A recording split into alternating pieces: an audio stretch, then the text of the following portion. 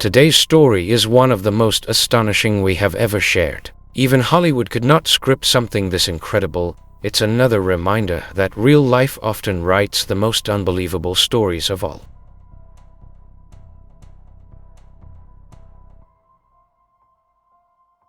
Today's story takes us to Brazil. What do you think of when you hear its name? For some, it's the passion of football. For others, the drama of Brazilian telenovelas, and for many, the vast, untamed beauty of the Amazon rainforest. But beyond these iconic images, Brazil is also infamous for something far darker: its alarmingly high crime rates. In fact, no matter which global ranking you check, Brazil consistently appears in the top 10 most dangerous countries in the world.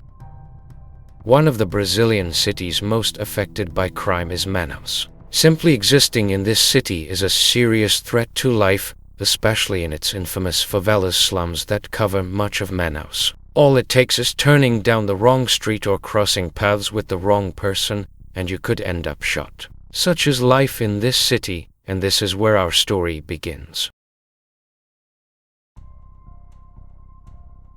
In 1989, a 31-year-old former police officer named Wallace Souza decided to create a TV show about what it's like to live in his hometown of Manaus. Of course, it was not the first show of its kind in Brazil, or even in Manaus. But Souza's show stood out because he didn't try to hide anything from the viewers. Every frame was shown as it was, no blurring, no censorship. Everything was presented exactly as it happened in real life. It was not just a TV show. Souza created an entire channel called Canal Livre. This channel was a bombshell on Brazilian television. Viewers were exposed to the most shocking footage without any censorship. Moreover, the film crew deliberately got as close as possible to crime victims to shock the audience as much as possible. Whether it was accident victims or gang-related shootings, Wallace Souza and his team were always on the scene. Beyond the shocking footage, Canal Livre also featured other programs. For instance, Souza invited local artists to perform songs and dances for his audience. People in need could also come on the show, share their hardship stories, and Souza would ask viewers to help them. In this way, the channel operated as a kind of charity.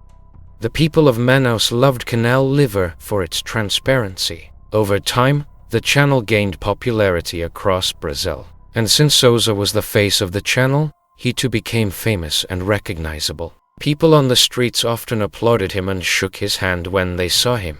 This popularity led people to trust Souza more than they trusted the police. For example, when someone witnessed a crime, they often called Canal Livre instead of the police. This allowed Souza to be at the center of events. He arrived at crime scenes before the authorities, participated in police raids, and broadcast everything without censorship. All of this made him beloved and popular across Brazil. Over time, Souza decided he didn't just want to report on crime, he wanted to fight it. On his channel, he began speaking out harshly, claiming that neither politicians nor the police were doing enough to stop crime. He often repeated the phrase, "A good criminal is a dead criminal." Souza's ambitions led him to enter politics. In 2000, he was elected to the State Legislative Assembly of Amazonas, where Manaus is located, setting record-high votes at the time. He later broke his own record in 2002. In 2003, he went even further, winning a seat in Brazil's national parliament. In a relatively short time, Souza had gone from a local TV reporter to one of Brazil's most beloved politicians, a rare feat. He even began eyeing the presidential seat. Meanwhile, his channel continued to grow, but among the countless shocking reports, one stood out as particularly unusual. The report begins with a journalist making his way through the trees in a forest. He gradually approaches a small clearing where two people are standing, staring at something. That something is the body of a burned man. The body was set on fire so recently that smoke is still rising from it. The reporter, who has just arrived, begins providing detailed information about the victim, that it's a man, that he was not shot or stabbed, that he was drenched in gasoline and burned alive. The problem was that the police had not yet arrived at the scene, and the body was so badly burned that it was nearly impossible to determine even the gender visually. When the police questioned Souza and his team about how they had arrived at the scene so quickly before the police, the answer was predictable. It was a popular show, and people often called them before calling the police. This explanation sufficed until 2008.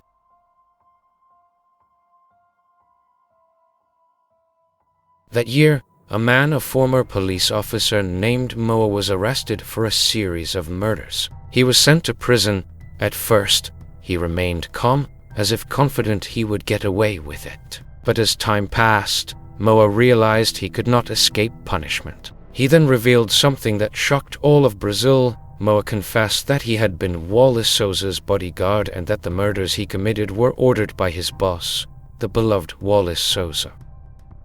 For example, the burned man had been killed by Moa, and it was from him that Souza received the information that allowed Canal Livre reporters to arrive before the police. This was not an isolated incident. There was another case where Canal Livre reporters arrived at a crime scene almost immediately after shots were fired. The victim was still alive, writhing in pain on the ground, while the reporters filmed him. The police and paramedics were not even aware of the incident yet. After Moa's confession, it became clear how Canal Livre reporters consistently arrived at crime scenes before the police and how they obtained such detailed information about the crimes. The answer was that the channel's founder, Wallace Souza, was ordering the crimes himself to create sensational content and boost his show's ratings. Of course, Souza denied that Moa had ever been his bodyguard. In fact, he denied knowing Moa at all or ever having seen him in person. This might have been a sound strategy, but by then, the police had a photo of Souza and Moa together at Souza's villa pool. This completely undermined Souza's claims. Nevertheless, he continued to deny any involvement in the crimes, both on his channel and from the parliamentary podium. Then, a strange event occurred. An explosion took place in the prison where Moa was being held. Moa was injured but survived. The police suspected that Souza was behind the explosion, attempting to eliminate the man whose confessions could seriously harm him. The police could have arrested Souza, but there was one major obstacle. In Brazil, as in some other corrupt countries, there is a concept called parliamentary immunity. It's a strange notion. Who benefits from it besides corrupt officials? Because Souza was a member of parliament, he was protected by this immunity. He could not be arrested, and his home could not be searched.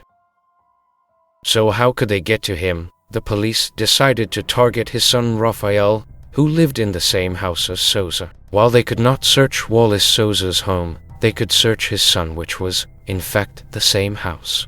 During the search, Wallace was not home, only his son Rafael was present. In his room, police found illegal firearms, spent bullets, and declared currency, and a list of names matching those of the people Moa was accused of killing. Shortly afterward, the police exhumed the bodies of Moa's alleged victims. The bullets that killed them matched those found in Rafael's room.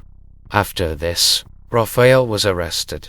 In May 2009, searches were conducted at the homes of many of Souza's employees, and 8 of them were eventually arrested on charges of drug trafficking and illegal possession of firearms. However, the police's main target, Wallace Souza, remained free and untouchable. But as time passed, more and more evidence mounted against him. The pressure eventually took its toll, and in June 2009, Souza was hospitalized due to heart problems.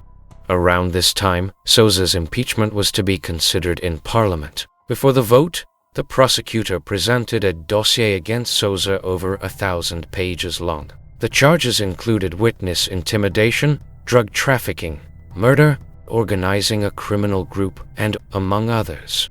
On June 28, 2009, in a dramatic turn of events, Wallace Souza arrived at Parliament straight from the hospital to face the impeachment vote. As expected, he delivered a speech before the vote, but it didn't help. 16 members voted for his impeachment, while only 4 voted against. As a result, in October, Souza was stripped of his parliamentary immunity.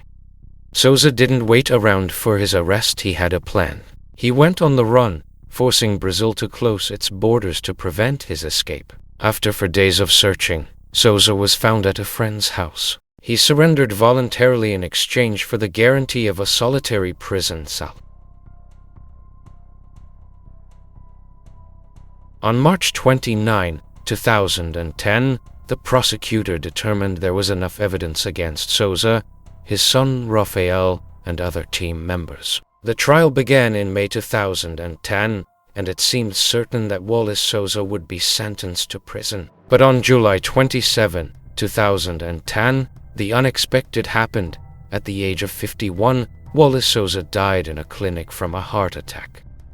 Souza had long suffered from Budd-Chiari syndrome, a very rare condition that affects 1 in a million people. Without going into details, the disease involves blood clots that partially or completely block blood flow from the liver. This explains the abnormally large abdomen Souza had in photos, contrasted with the rest of his thin body. Thousands of people attended Souza's funeral in Manaus, including his son Rafael, who was temporarily released from prison to attend his father's burial. In court, not all the charges against Rafael could be proven. He was sentenced to 7 years in prison and was released early in 2015. As for Moa, he received a 9-year sentence. In 2017, near the end of his term, a riot broke out in his prison. Several people died, including Moa, who was burned alive in his cell.